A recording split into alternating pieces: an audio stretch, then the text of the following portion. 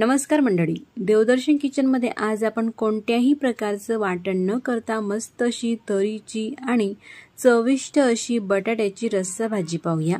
ही भाजी बनवायला अतिशय सोपी आहे आणि चविष्ट आहे, अगदी झटपट होते। मग रेसिपीला सुरुवात करूया। तर बटाटा भाजी बनवण्यासाठी या ठिकाणी मी 3 बटाटे घेतले। सर्वप्रथम बटाटे आपल्याला हे स्वच्छ धुवून घ्यायचे आहे, कारण बाजारामधून आपण बटाटे जेव्हा आणतो त्या बटाट्यांना भरपूर अशी धूळ वगैरे लागलेली असते। पाणी टाकून स्वच्छ असे हाताने चोळून घ्यायचे आहे। त्यानंतर पाण्यामध्ये अशाच प्रकारे हे जे बटाटे आहे आपल्याला बुडून राहू द्यायचे आहे। तोपर्यंत पुढच्या कृतीकडे वळूया। गॅसवरती कढई ठेवून घेतलेली आहे।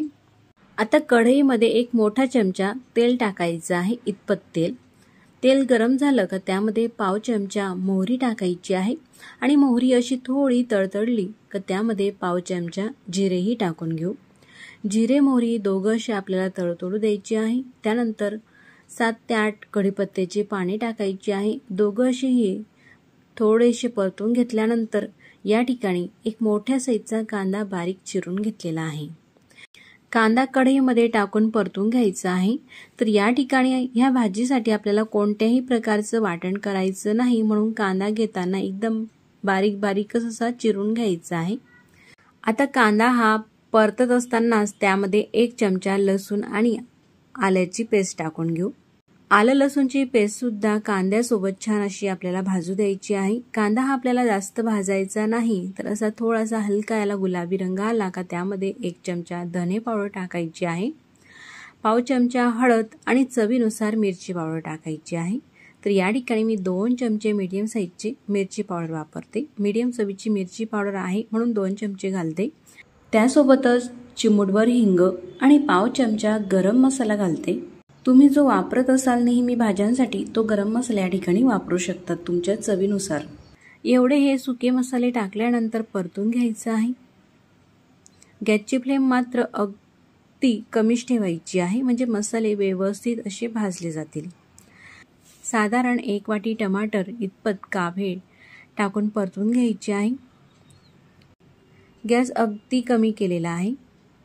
टमाटर ह्या कांद्यामध्ये परतून झाल्यानंतर झाकण ठेवायचं आहे, शिजून घ्यायचं आहे 1 ते 2 मिनिटापर्यंत। तोपर्यंत बटाटे सुद्धा पाहू। पाण्यामध्ये स्वच्छ धुवून घेतले, पुन्हा ते पाण्यामध्ये असेच बुडून राहू दिले, म्हणजे जेणेकरून काही माती वगैरे घाण चिटकलेली असते ना ती संपूर्ण निघेल। त्यानंतर दोघं हातांनी हे जे बटाटे आहे अशा प्रकारे छान रगडून घ्यायचे आहे। आता हे जे बटाटे आहे साली सकटच मला वापरायचे आहे, म्हणून मी स्वच्छ असे हे बटाटे धुवून घेतलेले आहे। आता घेतलेले बटाटे चिरून घ्यायचे आहे भाजीसाठी।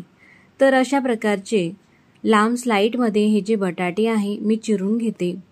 1 बटाट्याच्या अशा 2 फोडी केल्या आणि अर्ध्या फोडीचे आपल्याला साधारण 4 तुकडे करायचे आहे। 3 केले तर असे थोडेसे हे जाड होतात, 4 केले का अगदी व्यवस्थित होतात। बटाटा हा कोणत्या साईजचा आहे, लहान किंवा मीडियम, त्यानुसार तुम्ही करून घेऊ शकतात। अशा प्रकारे ह्या 4 फोडी करून घेतलेल्या आहे, म्हणजे 1 बटाट्याच्या 8 फोडी।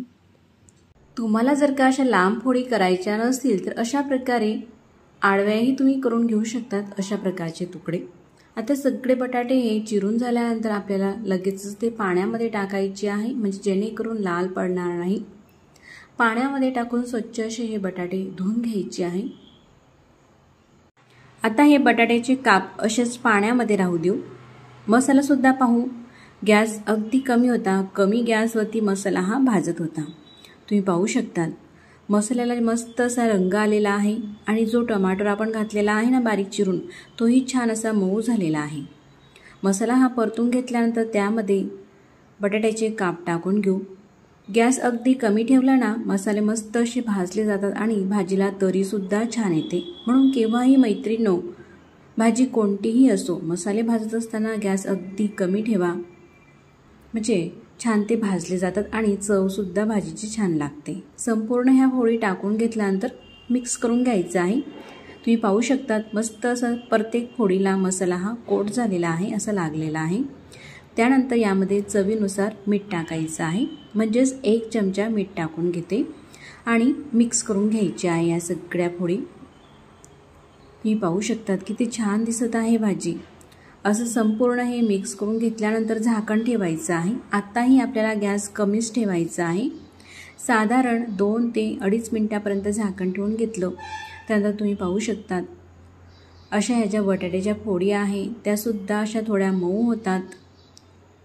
मी तुम्हाला एखादी फोडी दाबून सुद्धा दाखवते, अशी लगेच तुटली जात आहे।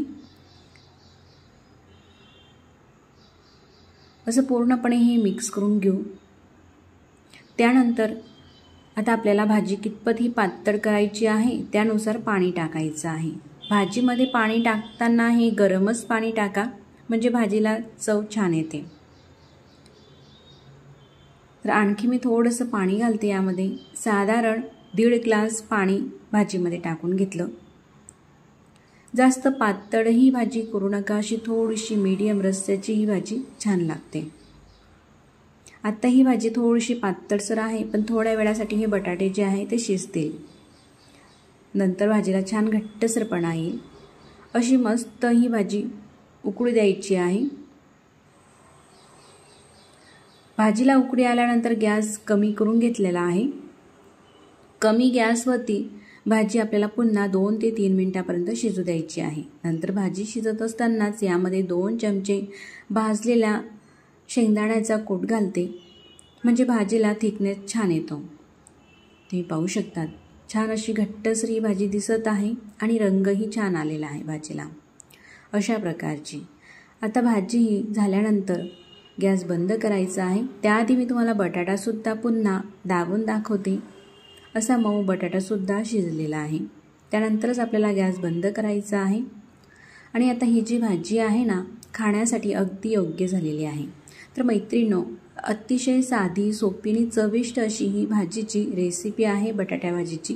तुम्ही नक्कीच करून पहा आणि हा व्हिडिओ तुम्हाला कसा वाटला मला कमेंट्स करून सांगा। व्हिडिओ आवडल्यास तर आपल्या देवदर्शन किचन चॅनलला लाईक, शेअर आणि सबस्क्राईब करायला विसरू नका।